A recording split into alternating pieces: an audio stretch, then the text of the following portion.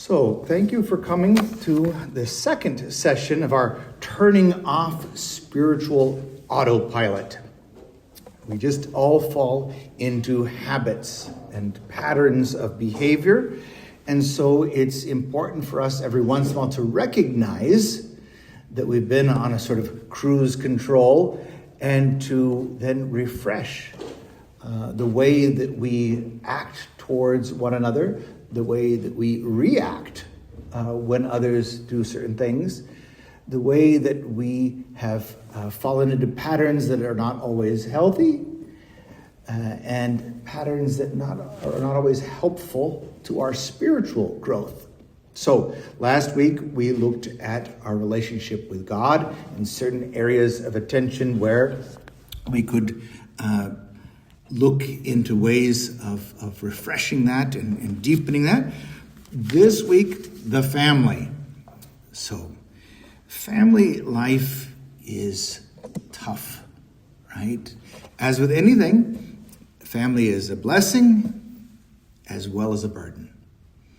And the reason why we did a series on marriage in the fall, and the reason why I wanted to do a Cana dinner for Valentine's Day and to do this talk tonight is the church really feels passionately about doubling down on strengthening marriage and family. This is an area in our society that we all know. We could quote all the sociological data, all the statistics, and get very depressed. But we need to realize that there is a need there to return to the Lord, to return to God's plan for human life, and then to support one another in walking in this journey.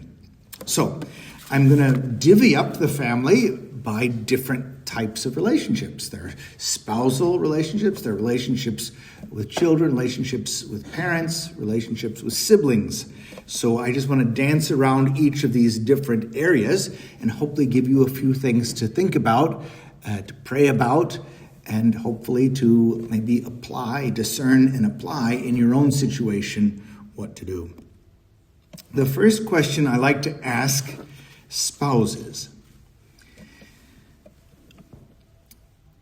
if you treated your spouse as you do right now, when you first met and were dating, do you think you would have gotten engaged?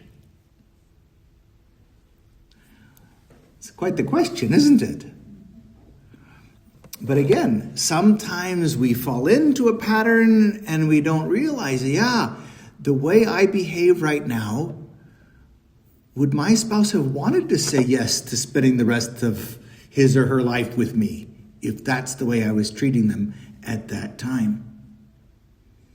It's an important question. Now, courtship, dating is meant to be that time where, yes, our emotions are carrying us part of the way. Hopefully there's a prayerful discernment that's going along with that.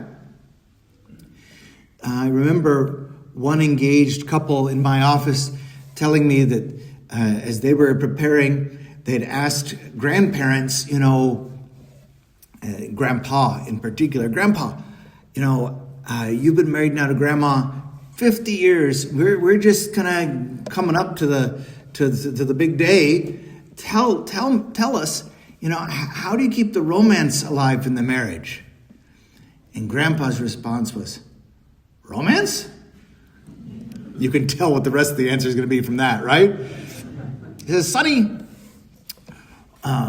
romance, it's like you're on the sidewalk and you see your streetcar coming, and you start running to catch the streetcar. When you jump on the streetcar, you stop running. That was Grandpa's evaluation of romance, all right? Not a very romantic view of romance. But to take away, it's not, romance isn't just the butterflies and the tummy and all of the rest of it. But at a fundamental level, there has to be a spark of joy. there is a delight that we take in one another. Right? That should be part of this. Right? Not simply, well, the funny thing is, in past ages, we could poo-poo and talk all about arranged marriages, right? Actually, some historians have looked into it, and their calculations figure that arranged marriages are actually running at a happier index than non-arranged marriages are today. There's a certain learning to live with one another that needs to happen, but at the same time to keep that spark of a delight in one another's presence. Right? Now, every couple has their story about how they first met, and some of them met and did not like each other at the beginning, and then things changed and what have you. But I highly recommend to all of my engaged couples, and I recommend to all married couples, the practice of a date night every single week. Right? Not once a month, not once a quarter, not, Valentine's Day and our anniversary twice a year. No, every single week. Why? First of all, because your relationship is worth investing in. And second, what does this investment pay off? Its purpose is to renew the delight you experience in one another. Date night is not meant to, okay, let's do the taxes since we have this time set aside together. Let's clean out the closet. No, none of those things. And it doesn't have to cost money. It's like, Father, I can't afford to go on a date every week. No, it doesn't have to cost money. Put a little Andrea Bocelli on the iTunes and some Chef Boyardee in the microwave and pretend you're in a fancy Italian restaurant, right? To delight in one another. We need that. We need to keep that delight, right? Now, we speak about a honeymoon period in a relationship because there's more than a honeymoon period. There's the honeymoon and then there's life, the rest of it, right? So date night is just to keep that spark alive, to remember there's something that drew us together. I saw something beautiful in you. I saw something that drew me to you. I saw something that was a blessing to me. I saw something that made me want to give myself to you. I need to be reminded of that. We need to keep that spark alive. Because context is everything. I need to remember that marriage isn't just a great idea that the two of us came up with, that we need to prayerfully discern and say, is this God's plan for us? So I need to keep that in mind. Yep, even when that spark begins to dim, I need to remember, this is God's plan, all right? Even when the honeymoon period is over, this is God's plan. But I also need to remember, there was something I saw that drew me to you. And more than out of curiosity, with a desire to give of myself to you. So date night does that in a profound way, in an ongoing way. So, if you don't have time for a weekly day night, I'd ask, what do you have time for? I think you need an audit of your schedule, and maybe something else needs to be eliminated to create time for it. That's how strong I feel about it. With this delight we take in one another, we need to ask a question. Is my relationship with my spouse the most important aspect of my life after my relationship with God? And there are two mistakes that we can make there. We can allow my relationship with God and then a whole bunch of other things and then my relationship with my spouse. Or I can put my relationship with my spouse ahead of my relationship with God. This is where romance goes off the rails. Where you hear people say, you complete me. You're my other self. I couldn't live without you. You are the source of my happiness. Heresy, idolatry, really bad idea. God is the only one I can't live without. God is the only one that completes me. And God's love is the only perfect love I will ever find. And so, if you don't know that your spouse is an imperfect person, you have a rude awakening sooner or later. And what do imperfect people do? They love imperfectly. And so I have to be able to deal with that. And we'll talk a little bit about that. But in order not to be devastated by that, that you go from waking up in the morning and rolling up and go, oh, my beloved, to waking up in the morning and rolling up and go, you're still here.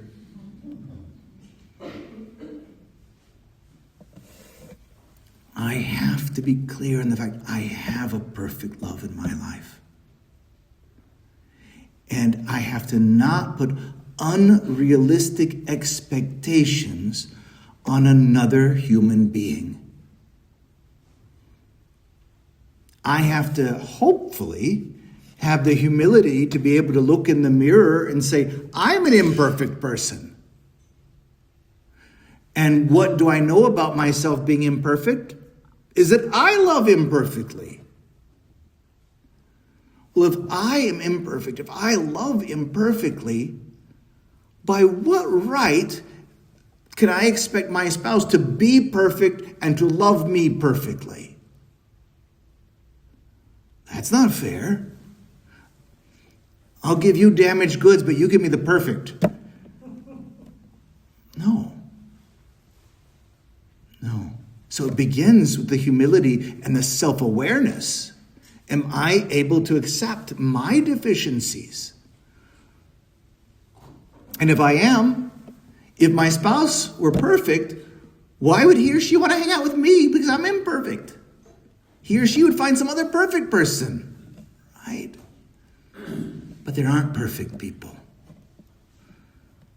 They're just us, imperfect people.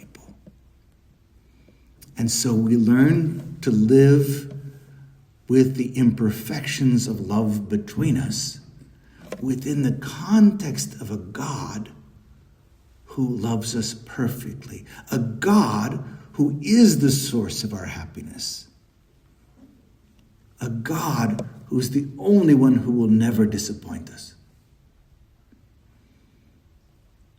That's foundational.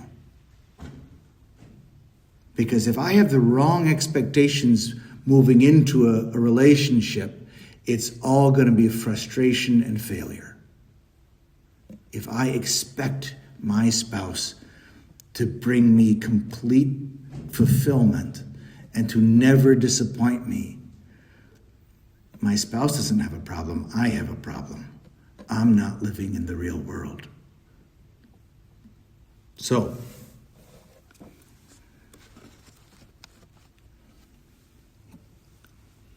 and this prevents what we call buyer's remorse, right? You look at your spouse and you see the imperfections and you go, and I'm stuck with you the next, 50, 60 years, No. They're just as stuck with you as you are with them, right? We're imperfect. And it's in our imperfections that we learn to love not just what delights us, right? We were pulled to love by that delight that I was talking about, that we need to keep alive through date night. That pulls us, right? But there's something else that pulls us to love.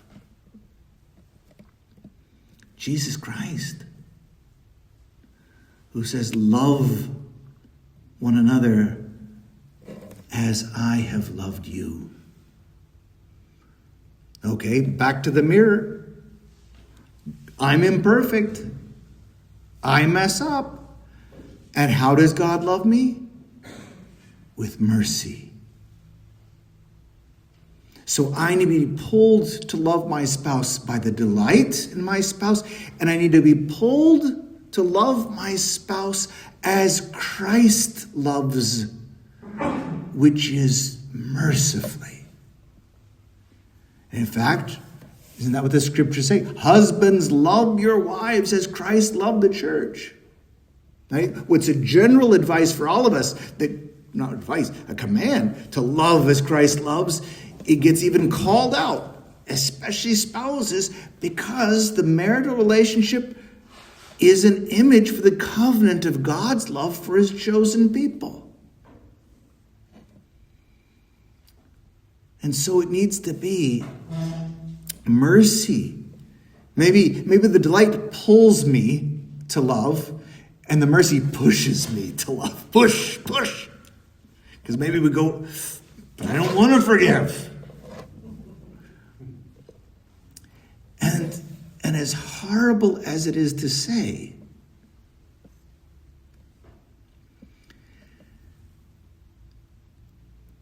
Christ also commanded us to love our enemy.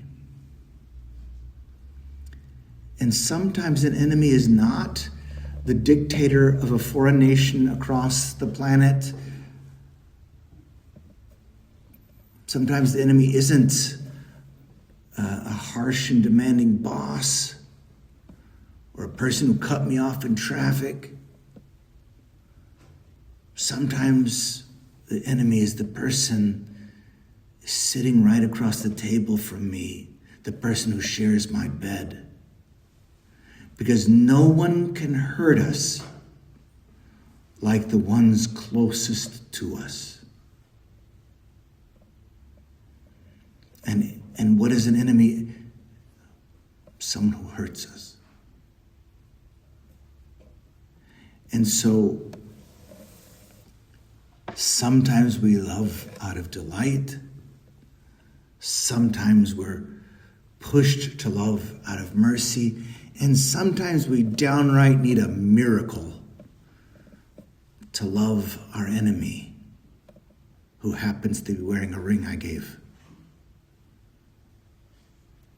Because we hurt each other in ways that strangers and those at a further remove could never hurt.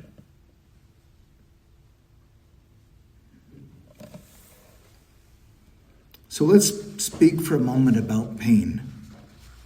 Certainly, I hope I don't need to speak that much about pleasure. By speaking about pain, I'm not intending to say that marriage is mostly about this, but where I think Christ is to renew your marriage is in this.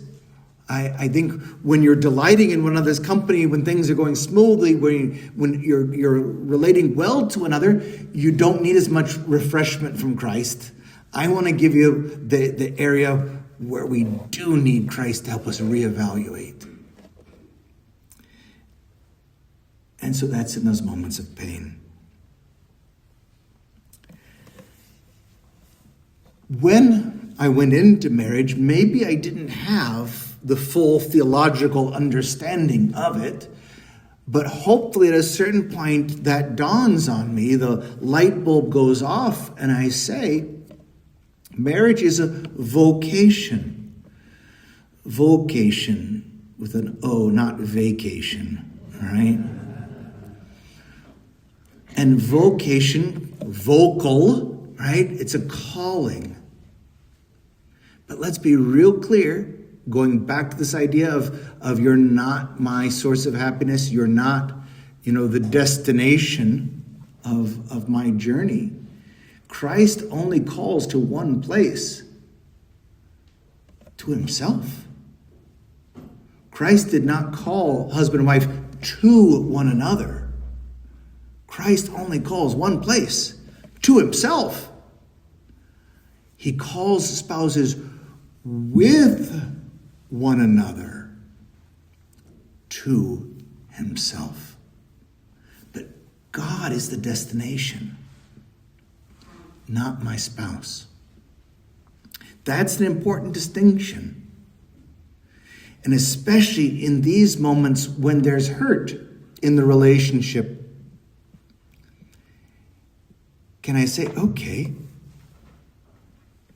we're walking together towards Christ, and my spouse is the best help to carrying the cross, and sometimes my spouse is the cross. That's the bottom line.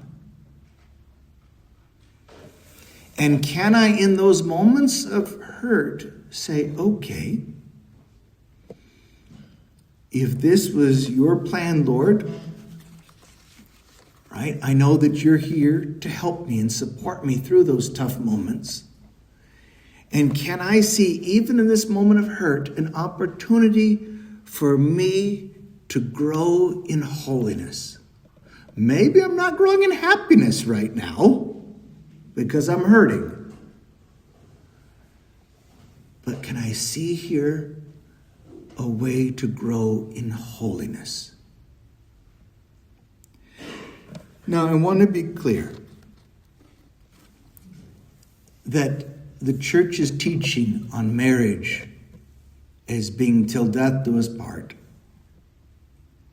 is an absolute teaching, but it's an absolute teaching which has very clear parameters.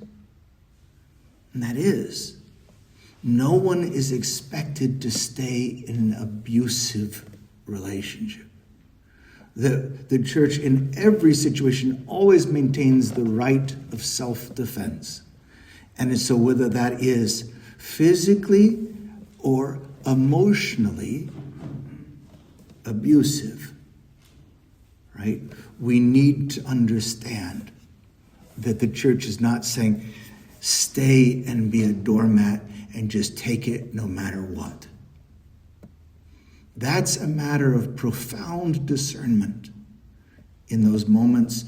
If you find yourself in a toxic relationship, to go to counseling to help you to understand what's going on and how you're reacting to it, and to seek spiritual counsel and to get the guidance that you need.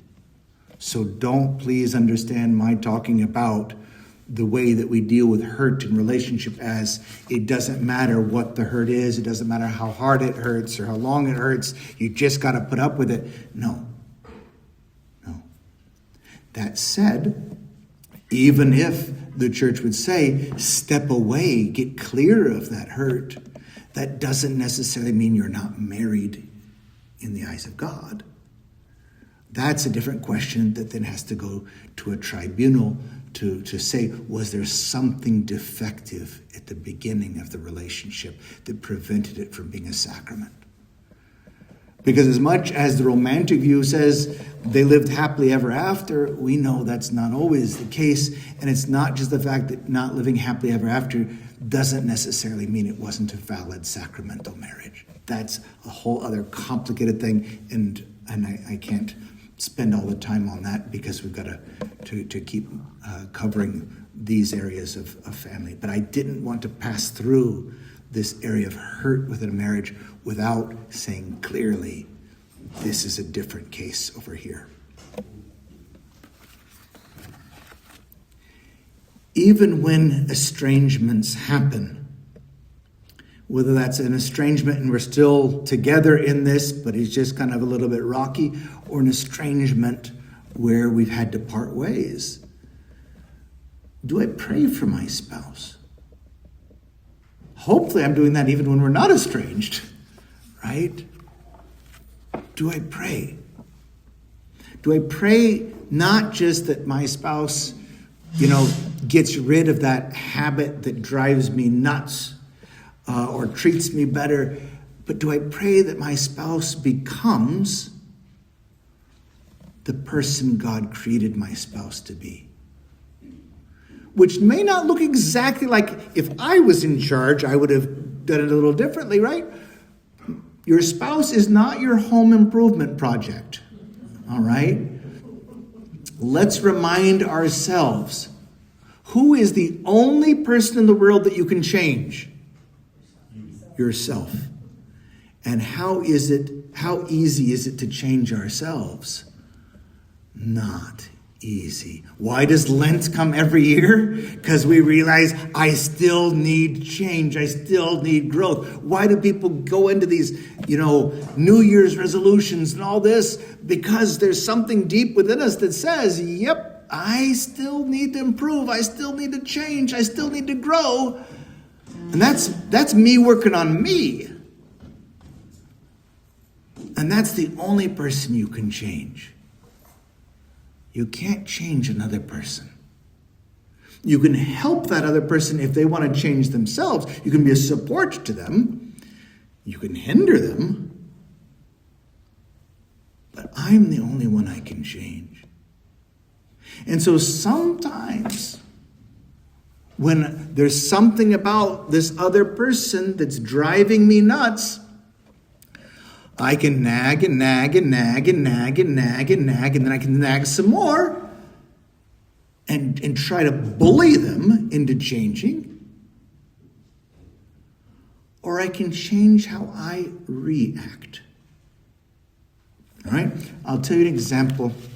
My roommate in college, God love him, was a slob. All right? So, we had a 2-bedroom apartment.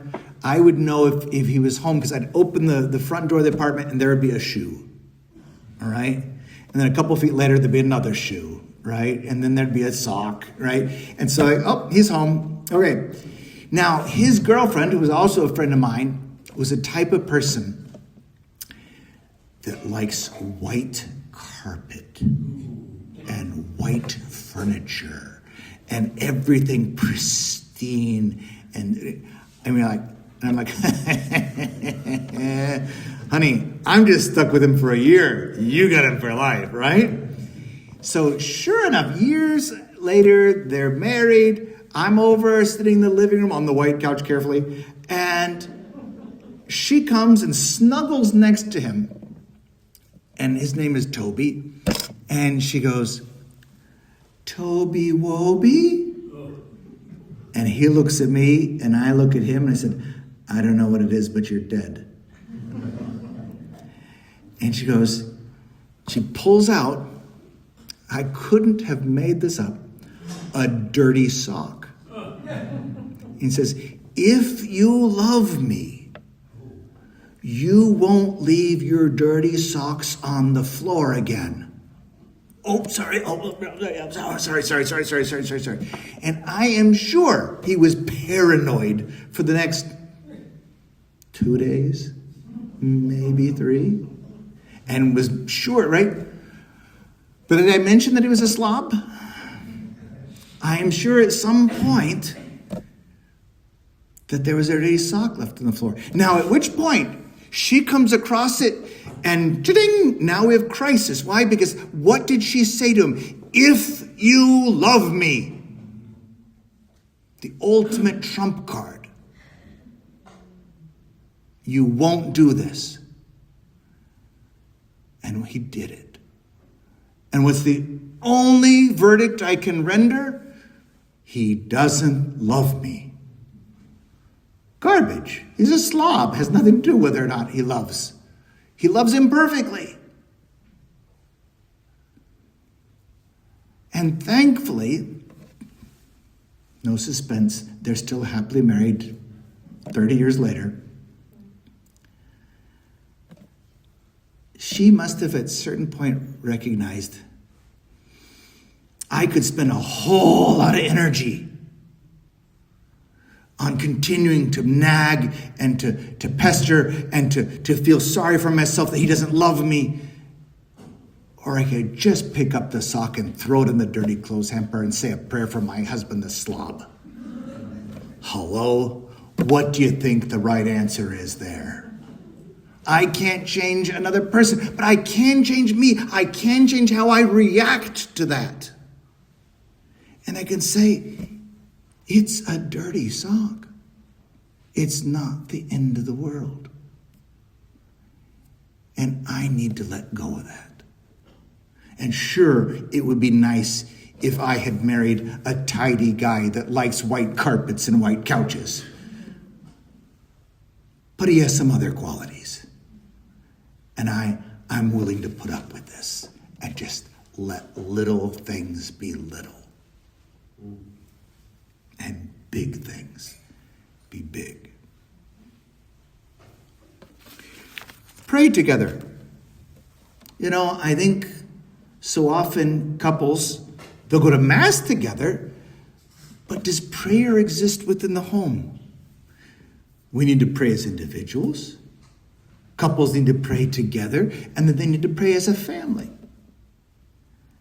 And by praying together, a husband and wife invite Christ right back where he belongs as the glue between them.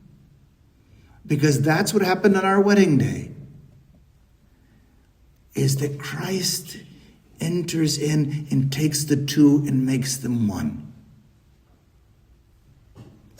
And by praying together, we keep Christ there. That it's not a tug of war, my way versus your way. It's us seeking God's way. That gets rid of all of the tug of war.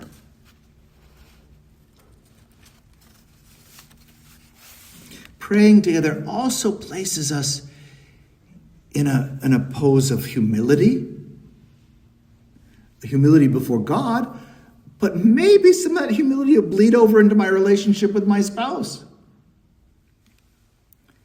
And a certain vulnerability. I don't have it all figured out. I don't have my act all in control. I do need to invite outside help, and some of that help's going to come from God, and some of it I need from my spouse. And if we can together say we're both imperfect and we both don't have our acts together and we both need God, there's a lot that can happen there. So, prayer is important to have as part of our relationship. And then prayer within a community. We see parishes just as like a religious McDonald's. I come in, I get my sacrament, and I'm gone. And we wonder why there's such an impoverishment. This is our spiritual family.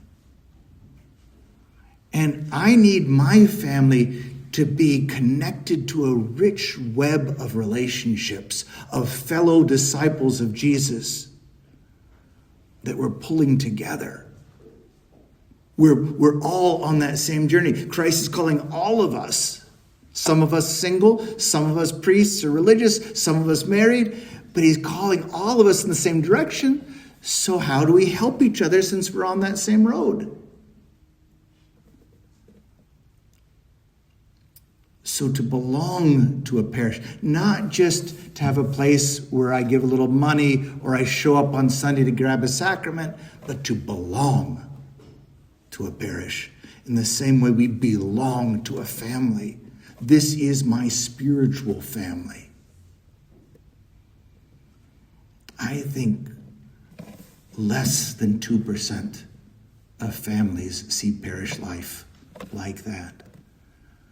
But we wonder why our grandparents' generation had so much richer lives, because they surrounded themselves and they connected with and they walked alongside and supported others on the same journey. But there's so many more distractions these days. The church used to be the social hub as well as the religious hub. And if your kids were in school together, then that was even more of a glue and all that. But now, social hub. We don't do anything socially. We can sit at home and get entertained with 9 million channels and whatever. There's not this that draws us together. And we've lost a lot, and we're suffering because of it. And I said, especially to our young people, young adults aren't joiners. They don't join this group. Why are groups like the Elks, the Rotary, in some parishes, the Knights of Columbus or the Altar Society, all these groups that were once these great pillars, the Veterans of Foreign Wars, all these groups are going extinct in most places because younger generations don't join.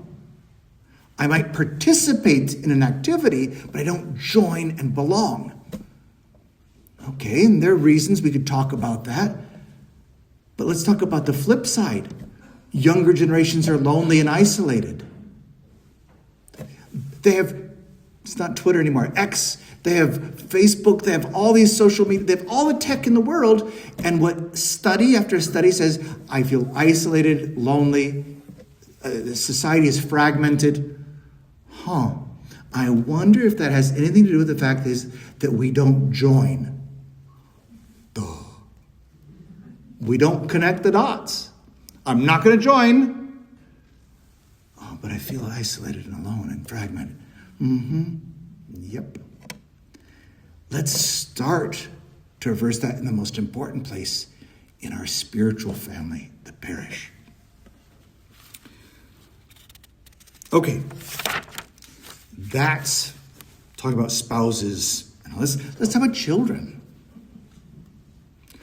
Don't live vicariously through your children. I see dads that were sports heroes with children who are nerds, trying to force that poor kid to set aside their book and put on hockey skates and pretend to like it.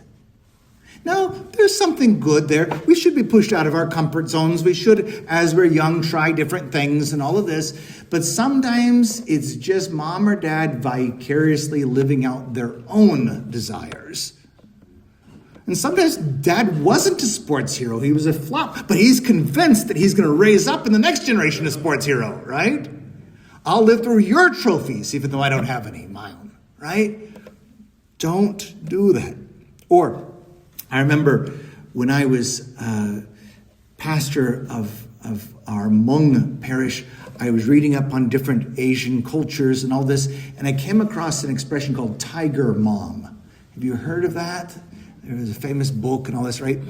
And this in particular was Chinese, and the Chinese mom says, American parents, they think it's difficult to insist that child practices piano or violin 1 hour a day. First hour, easy. Second, third, and fourth hours every day, difficult. Right? That's the tiger mom, right? Right? Don't do that. Don't be violent to your children and force yourself and your wants and your desires and your expectations upon them. Reverence your children as a gift from God, that God invited you into this amazing work to be co-creators with him. But you are a steward of your child. You are not the master of your child. So don't force upon. Reverence your child as a gift and try to see, how can I help this child unpack the person God created that child to be? Not the person I wish God created that child to be. Not the person I want that child to be.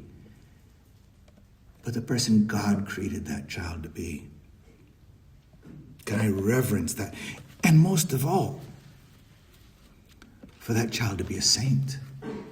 Just as I need to see my marital relationship, the two of us are going towards Christ. The two of us are trying to become more Christ-like. We call it holiness. We call it becoming a saint. I need to try and reverence that in my child and help my child want that goal for themselves. I deal with a lot of high schoolers in Catholic school, and I tell them, some of you are on fire for Christ. Some of you are just here because your parents are Catholic and they put you in a Catholic school. And some of you are here gagging because your parents are shoving the faith down your throat so fiercely. And I'm here for you wherever you are on that spectrum. Because all of us at a certain point have to make our faith our own. And so to be gentle and encouraging, not bullying of our children in that either. And of course, showing them the joy we experience in our relationship with Christ is the best advertising.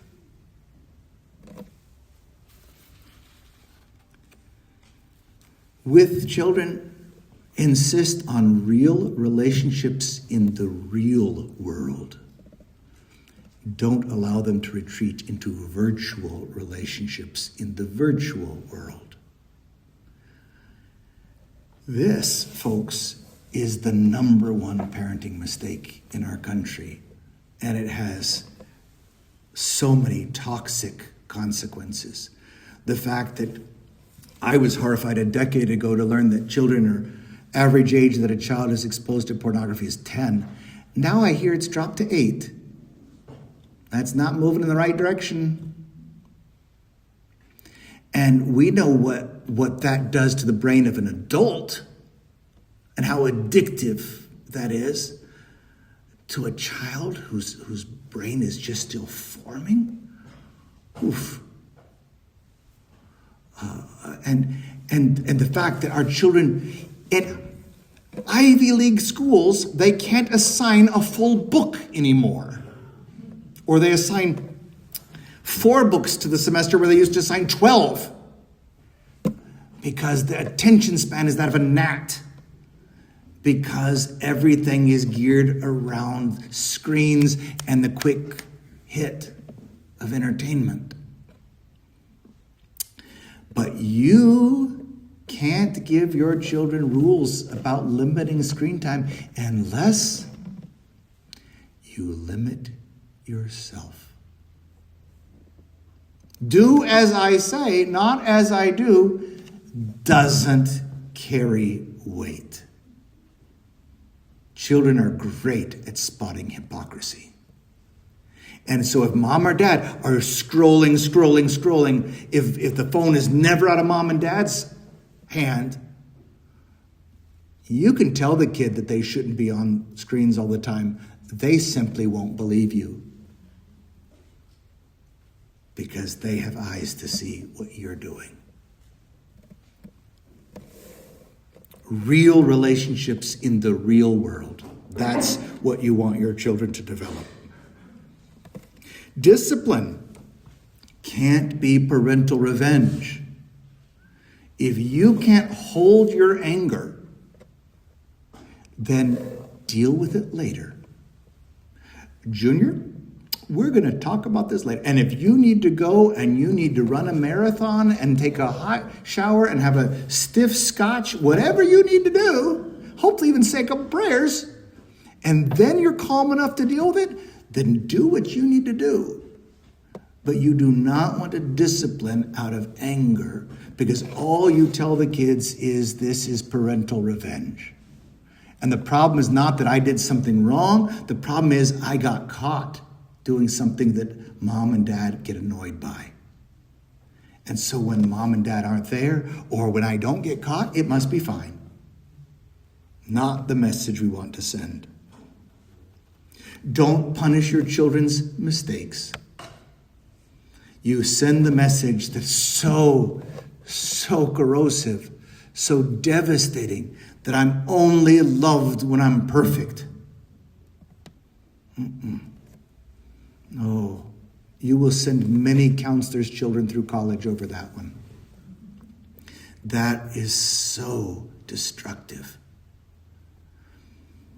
Now, here's the challenge. I can give you all sorts of practical tips, but the number one thing to renew your relationship with your children is what do you see your role? And here's what I'm aiming at. I've told you what not to do.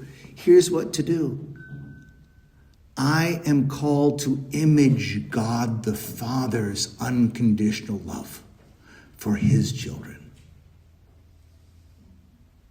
But that's where you have to call on your own spiritual identity.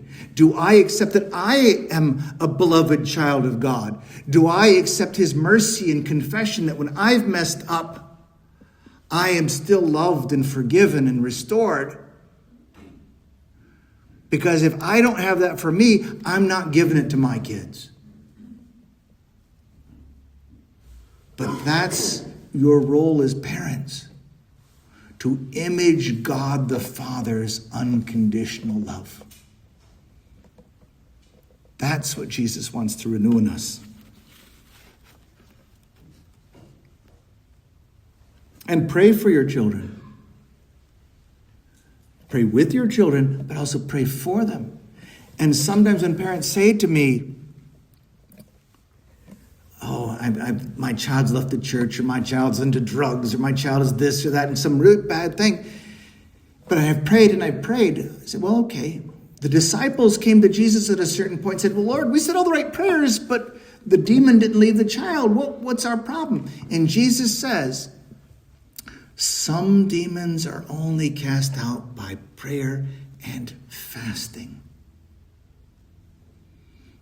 Are you willing to double down on your children and fast one day a week for your children, along with your prayers? That is an invitation to renew how you look at this. Now the fast, Holy Mother Church asks us to fast 2 days per year. Ash Wednesday and Good Friday. And what it says, 1 full meal and 2 snacks not to equal them. Do you know what the early Christians would say to that? The early Christians for centuries fasted 2 days per week, not 2 days per year. And it wasn't this namby-pamby, 1 full meal and 2. No, maybe your health doesn't allow you to fast from food, although most of us could. And most of us could do something like bread and water. But if your health won't allow that, maybe you fast from screens. Maybe you fast from social media. Maybe you fast from something that you love. If I can't fast from food, then I'm just going to join a sacrifice of some sort to my prayer for my children. Do that. Set Sunday aside. You know, when the pandemic hit, I had a family that told me, Father, we had so many different activities with the kids and all this. We never saw each other except in the car going from one activity to another. Now we have family breakfast, family lunch, family dinner every day. 6 months later, I asked them, how's it going? Is everything's open up? Oh yeah, we never see each other again. No. That was a really expensive, wasted lesson. Take the Lord's day and become unpopular. And say, this is family time. It's time for God, but it's also time for one another. It's time for relationship building in the most important relationships we have. I know of Jewish families that don't go to synagogue on Sabbath, but they lock their phones and iPads in a drawer for the Sabbath. They have a tech Sabbath. Maybe part of our Sunday observance needs to be that. Everybody's devices go away for the day, and we just spend time delighting in one another. Your kids may not like it at first, but eventually they'll appreciate it. And when our children are difficult, yes, we're going to pray, yes, we're going to fast, but remember, hate the sin, but love the sinner. Right? That unconditional love. That's what we're still trying to show to one another. Set boundaries with your children, especially as they become adults. Don't just go along with everything. Don't just, if they decide to have a live-in boyfriend or girlfriend, or they decide to get married outside the church, or they decide this or that or the other, you don't have to go along with it. You respect their freedom, but they have to respect your freedom to live as a disciple of Jesus Christ and to give a witness. And so I think parents too often cave on those things. Or like most things, we go to one extreme or not. Either we burn the bridge, I'm never speaking to you again, or we go, okay, whatever. I mean, I don't think that's right, but okay, we're just going to be quiet and let it go. No, I love you, but I can't approve of this. Right? You have freedom to choose it, but I have freedom not to go along with it. And I'm not going to go along with something that I think is spiritually harmful for you. I wouldn't really be loving you if I said I'd rather smile across the table at you than to get you to heaven, to point you the right direction. Okay, that's children. Now, let's talk about parents, okay? The fourth commandment does not have an expiration date. Right? So, we certainly, when we're raising our kids, we want them, fourth commandment, right here, buddy. Honor thy mother and thy father, right? Even when we're adults, we need to honor our parents. Now, it'll look different. If our parents try to ground us or give us curfews and we're adults, that's not going to work. I'm not going to go along with that, and I'm not breaking the fourth commandment. And of course, one of the most important things we can do is to say, I'm going to honor my parents as I want my kids to honor me. So if you never call your elderly parents, again, your witness is teaching your kids a lot more than your words. They understand that's not that important. And that's the way they may treat you. Right? And so to understand how this is, I am not only fulfilling a commandment, I'm also investing, hopefully in my kids, learning to live that commandment well when it comes to me. And it's tough when you're what we call in the sandwich, right? I'm still busy parenting at the same time that I am taking care of my elderly parents, and I get pulled in both directions. But if I never have time to go see my elderly parents because I'm going to another soccer game, you know what? Forget the soccer game. Kids, yep, I'm sorry, you're going to miss that game. We're going to see Grandma and Grandpa. Because that's more important than the soccer game. All right? The way we spend our time tells what the priorities are in our lives. You can say all you want about what's important. Let me audit your schedule and I'll tell you what's important. That's where our choices are made and they betray us. Well, no, I don't think that's more important.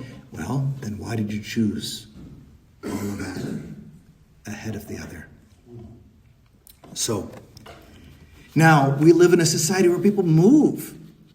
And so we may be half a continent away from our parents. So it's not like I can stop by for Sunday dinner or I can take mom out for lunch once a week or things like that. Okay, but I can call. I can even maybe teach mom to Zoom. I had a little old lady in my parish who was so mad when we got rid of the phone tree and went to email the parish. And then COVID hit, and as soon as things opened up, she came in proudly showing me the iPad her granddaughter had showed her how to use, all right? Yes, even older folks can learn, right? there are ways to stay in touch. Do we make it a priority? Maybe you wrap it in again to Sunday. Maybe it becomes part of the Lord's Day. Is that we're going to call Grandma and Grandpa. Right? If we can't stop by to see them, we're at least going to call them. We need to learn not to treat aging parents as if they were children, even when they act like it. I need to respect their dignity. Which means, just like it sometimes means that for kids, I need to let them make certain mistakes that they're insistent upon. I need to be there, not just say I told you so, but to help them clean up the mess. But I need to be able to honor them and their autonomy. Now, when their capacities are diminished and they become vulnerable adults and they're susceptible to scams and things like that, we need to take certain defensive measures, but always with honor, never bullying older parents, never treating them like children. I need to learn to disagree with them, whether they're older or they're still very much in their prime, and they have opinions about how I'm living my life and the like. I need to learn to disagree without being disagreeable. Thanks, Mom, for your opinion. Thanks, Dad, for your advice. However, after prayerfully considering, I'm going in this other direction. I love you, and we're just going to disagree on this. To disagree without being disagreeable. I need to set boundaries, especially where it comes to protecting my spouse from my parents. Right? All those stereotypes about mothers-in-law, there's a reason. Right? Do I act that way, or do I make my spouse be the one that pushes back? No, I should be the one that pushes back and says, there's got to be a boundary. Thank you for your advice, but we're not allowing interference here. My spouse and I, we're going to figure this out, but we appreciate that your care and your concern. Right? Boundaries are important. Your parents' spiritual needs. I hate receiving a funeral call, and I never received a call to go anoint the person. I hate it when I get someone saying, yeah, we don't think we're going to do a funeral for Mom. You know, we're just going to do a little thing at the funeral parlor. Or actually, we're going to go down to the pub and have a celebration of life. Yeah, Mom would have wanted that. Your mother went to daily mass. You think she didn't want a mass for her funeral? Right? No. Honor your parents' spiritual needs while they're alive, and then honor your parents' spiritual needs afterwards. Maybe your parents have gone to their eternal reward. Do you pray for them on their birthday, on their death anniversary? Do you have masses said for them? Do you ever go and put a flower at the grave, or just go and stop at the grave and say a prayer? We honor our parents even after they die. It's important. What if one of my parents has died and the other is there? Do I reach out? Am I attentive to the needs of my widower parent? Do I realize how hard that is to spend so many years together and then to be alone? We need to find ways to care for our parents, to honor them within good boundaries. All right, let's just say a brief word about siblings. I'm not really qualified to talk about siblings because I'm an only child, but my sister disagrees.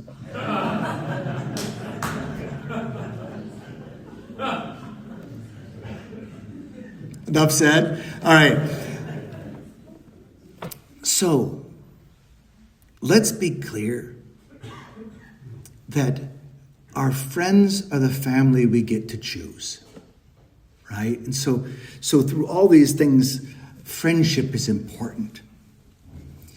But family is important, and we can be friendly in our families even if we're not best friends. Sometimes your siblings might be your best friend in the whole world. Sometimes the age gap is just enough, or the personality clash is just big enough, or whatever it is just big enough to keep us from really becoming tight. Or sometimes we had so much bad blood over what happened when we were little that we have a nodding acquaintance and all that. We can be friendly. Sometimes as adults, we can move past childhood bad blood. Sometimes we can't. But remember this. We were put in a family, and the family is not always a blessing. There are plenty of families where there's a lot of hurt. But I can still remember I need to try to be a blessing to them. Even if I'm not feeling blessed by them right now, I can be a blessing to them. And again, within boundaries. There have to be healthy boundaries. Unhealthy people don't know what healthy boundaries look like. So the healthy person has to set the boundary and enforce it. But remember to try to be a blessing to one another. And when you have to coordinate and you're not close, and you're coordinating care for your aging parents, or you're dealing with their estate, don't let the old childhood tug of war, my way, your way. Don't let coveting mom and dad's stuff. Don't let all of that poison the relationships. I wanted the grandfather clock. No, it's mine. You know what? There are plenty of grandfather clocks in every garage sale around town. Nobody wants the things anymore, right? Right? I'll get you one. I'll get you two, right? Don't let stuff and the fight for stuff. Don't let, mom loved me better. No, don't do all of that. Don't do all of that. And if someone has a really strong personality in there, whatever, okay. If your parents have given them the power of attorney, then that's on your parents. Okay? You can try and be solicitous and help in the ways you can, but if that's who mom or dad gave the wheel to, then you're just along for the ride. And don't make every single thing a fight. It's tough. Dealing with adult siblings can either be a great, great, great joy, or it can be something other. But just remember, our rough edges are the ways that we grow in virtue. How could I ever learn to be a patient person unless there was someone there to try my patience? Right? How could I ever learn to love my enemy if no one ever hurt me? Right? So even out of the bad, there's growth spiritually that can come to me. So, siblings are important. And we just have to figure out the way. How can I be a blessing? And how can I maintain healthy boundaries? All right, so I know that's just a shotgun approach to this, that, and other, and like. There's so much more we could say on each of these aspects, but I want to leave time for you at the tables to have some discussion amongst yourselves and the like. And again, as I've said, for the relationship with spouses, it's true for all of our relationships, prayer and putting Christ at the center of these relationships. But I hope that these reflections might give you some things to let Christ renew and refresh certain aspects, or give you a fresh perspective on the relationship. So thank you for your attention. Next week, we will have a talk on our relationships at work, I believe, and how we can have Christ renew those. So that'll be the topic for next Wednesday. Let's conclude with prayer. In the name of the Father, and the Son, and the Holy Spirit. Amen. Lord Jesus, come into the brokenness of our homes and families. Come with your healing love. Come and teach us how to love one another as you love. Come and teach us how to support one another as together we journey to our true home in heaven with our true family in the communion of saints. And may Almighty God bless you and all of your families in the name of the Father and the Son and the Holy Spirit. Amen. Okay, thank you.